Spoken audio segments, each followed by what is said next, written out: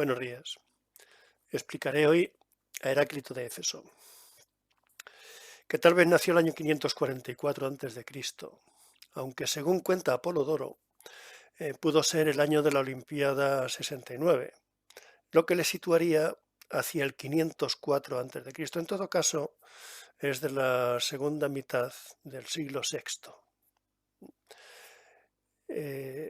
Pitágoras, se sabe, era más viejo que él, y se dice que recibió alguna influencia de Genófanes, o sea que ambos filósofos, de los cuales tenemos alguna datación más precisa, eran anteriores a él.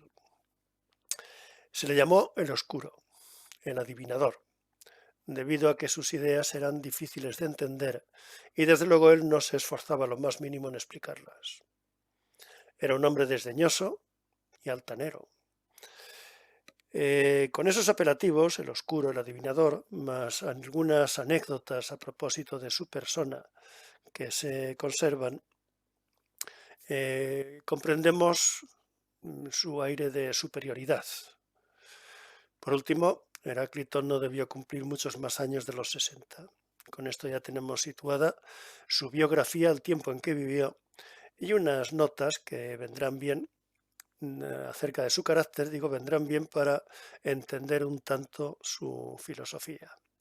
Esta filosofía la voy a explicar partiendo de ese desdén, precisamente, que él sentía por otras personas, filósofos incluidos, y el motivo por el que sentía ese desdén, entra en ello después, y dicho motivo era que él estaba convencido de conocer la naturaleza de las cosas, que es el logos.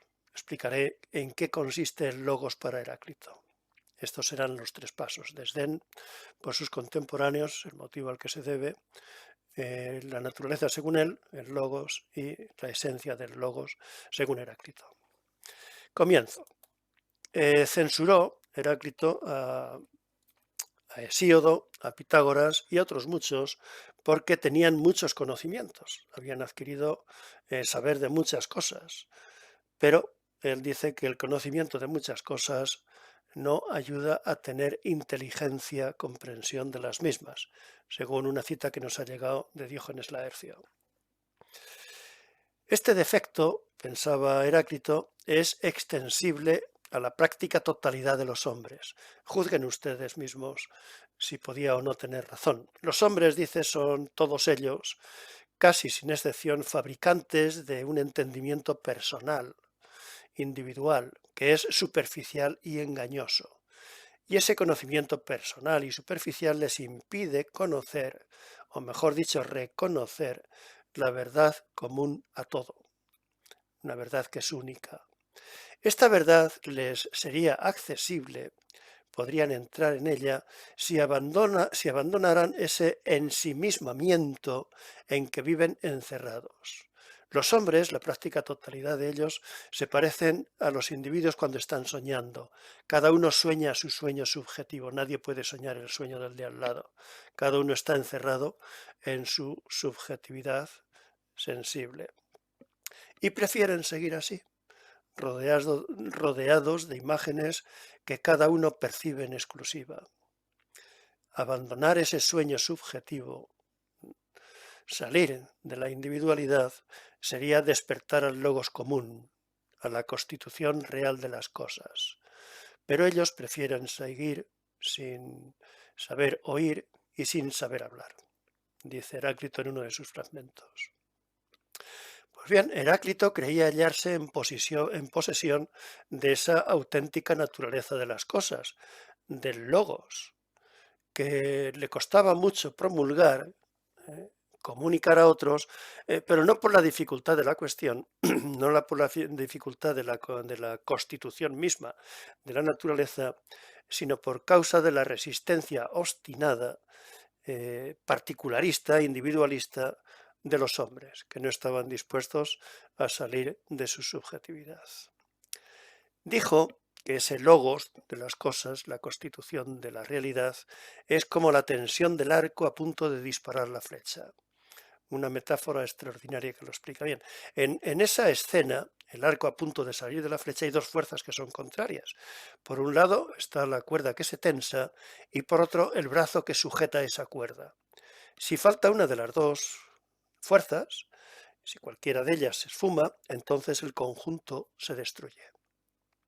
Así es la ley oculta de la naturaleza, así es el mundo realmente, que no se puede concebir, no se puede pensar como una armonía, al modo en que habían venido a decir los pitagóricos.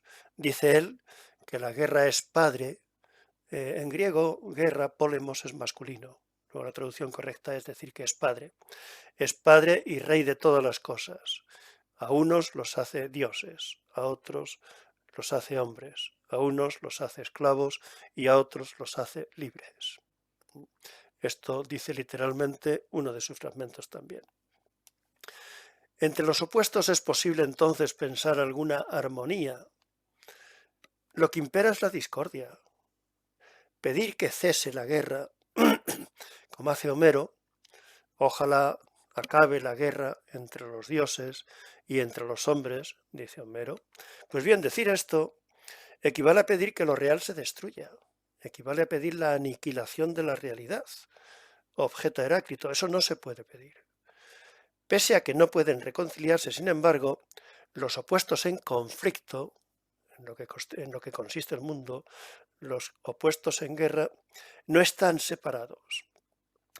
Eso es el logos, la verdadera constitución de las cosas, merced a la cual se oponen y se transforman entre sí equilibradamente.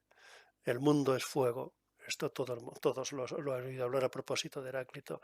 Pero no es que el mundo sea un elemento de la realidad. El fuego, como el agua o el aire, elementos de la realidad, lo habían sido para Tales o para Anaxímenes.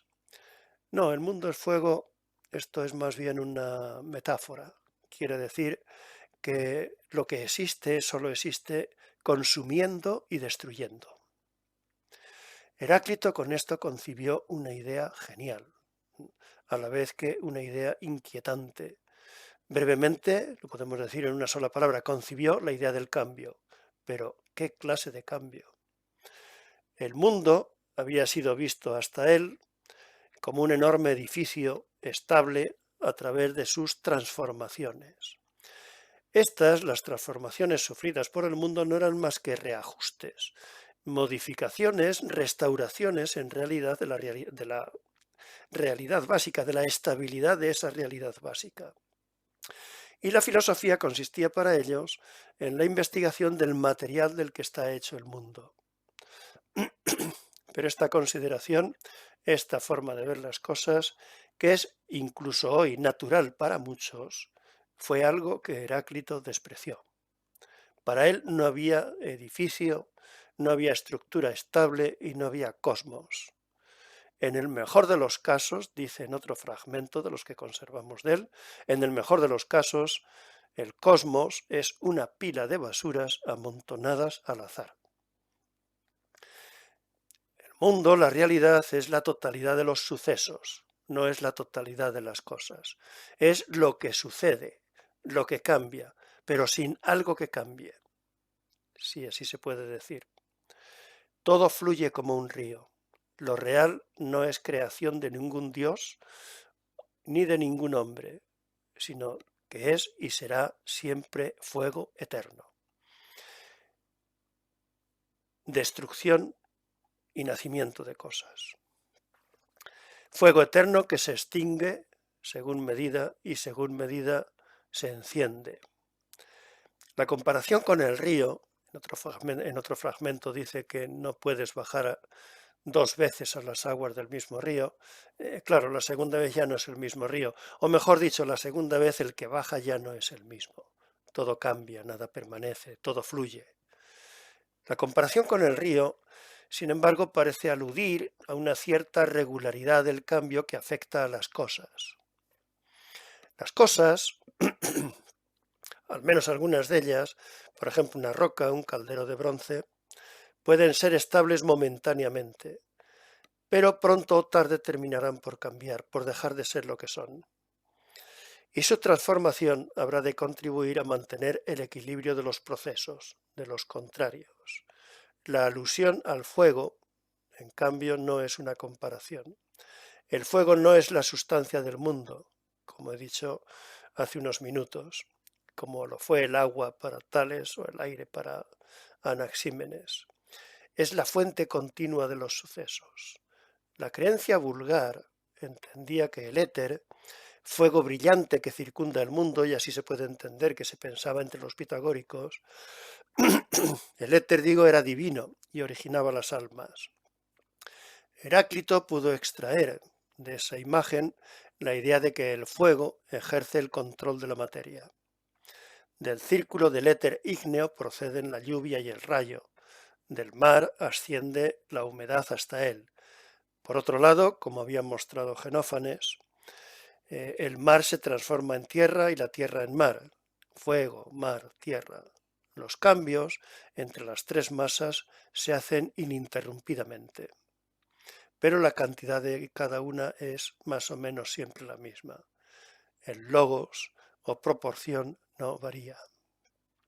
Este parece ser el sentido del fragmento 90. Con el fuego se intercambian todas las cosas y el fuego se intercambia con todas ellas, así como el oro se intercambia por las mercancías y las mercancías por el oro. La filosofía de Heráclito no se movía por el afán de aprender cosas entonces. Ya hemos visto cómo despreciaba a otros filósofos que acumulaban muchos saberes. Convencido como estaba de que la vida del hombre se halla indisolublemente ligada a lo que le rodea, entendió que la sabiduría, que incluye no solo el saber, sino también el actuar, estaba en el conocimiento del logos y en su incorporación a la vida del hombre. Esto solo puede ser llevado hasta la perfección por un Dios, pero el alma del hombre, que es fuego y agua, es capaz también de hacerle llegar, si no a la perfección que solo corresponde a un Dios, sí a la sabiduría plena y eficiente que a él le es dado alcanzar y de la que se halla tan lejos el común de los mortales. La vida del alma es fuego, su muerte es agua. La mayoría de los hombres tienen alma acuosa. Solo una minoría tiene alma de fuego. Solo una minoría son capaces de actividad inteligente y prudente, muy distinta de la que tuvieron personajes como Agamenón y Helena, que se sintieron autorizados para culpar a otros, los dioses, la Moira, etc., de lo que ellos mismos habían hecho, de algo de lo que ellos eran los únicos responsables. Esta tesis acerca del alma y de la conducta que cabe atribuirle es una inesperada conexión que Heráclito hace entre la física, entre su concepción de la naturaleza y la ética. Enseña esto sobre el alma, lo que he dicho sobre el alma y la conducta que le cabe tener. Enseña hasta qué punto el pensamiento de Heráclito, en gran medida desconocido hoy por nosotros, solamente sus rasgos fundamentales llegamos a saber, a conocer, enseña hasta qué punto debió ser su pensamiento unitario. El alma humana, la conducta del hombre, la constitución de las cosas, todo se encuentra referido a un descubrimiento central, el de que todos los cambios están regulados y equilibrados por el logos.